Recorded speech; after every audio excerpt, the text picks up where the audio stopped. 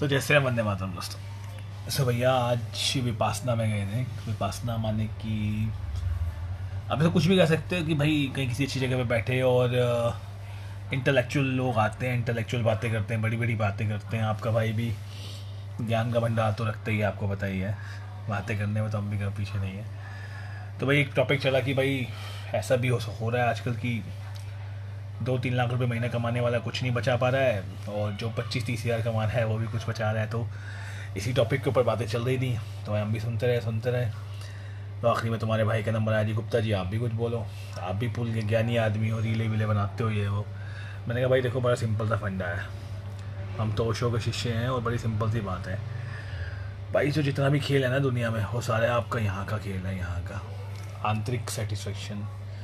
देखो पैसा कमाना या बड़े सपने देखना कोई बुरी बात नहीं है, लेकिन दो चीज़ें अगर आपने अपनी ज़िंदगी में समझ ली, एक तो भाई लाइफ इज़ वेरी शॉर्ट, आपको मरना अवश्य है, आपको मरना ज़रूरी है। जैसे मैं अपनी हर वीडियो में बोलता हूँ, ओशो जी बोलते हैं शमशान के दर्शन करके आया करो कम से कम महीने में 2 से 3 बार।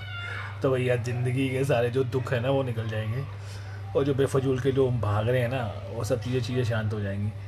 तो बेसिकली आदमी को रिकॉग्निशन चाहिए होता है कि लोग मुझे भी पहचाने, कि मेरी भी कुछ औकात है, मेरी भी कुछ हैसियत है।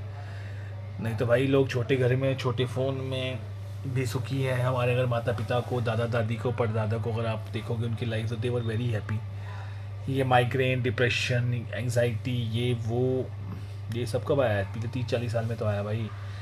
और आपने एक चीज़ नोटिस करी है, जितना ज़्यादा तरक्की हो रही है फाइनेंशियली, सोशली, है ना, उतनी ज़्यादा ये चीज़ें बढ़ती जा रही हैं। एक चीज़ मैं आपको और बताता हूँ, थोड़ा आपको अजीब लगेगा, औरतों से बच्चे नहीं पैदा हो रहे भाई आज की डेट के अंदर। ये टॉपिक चल रहा था आज, मुझे अभी तक याद है। आज से 25-30 साल पहले, मैं करोल बाग में रहता हूँ, दिल्ली की मैं बात करूँगा, तो एक इक्का तुक्का IVF दिखता ही नहीं था भाई। आज मेरे पटेल नगर में लाइन से 5 IVF हैं।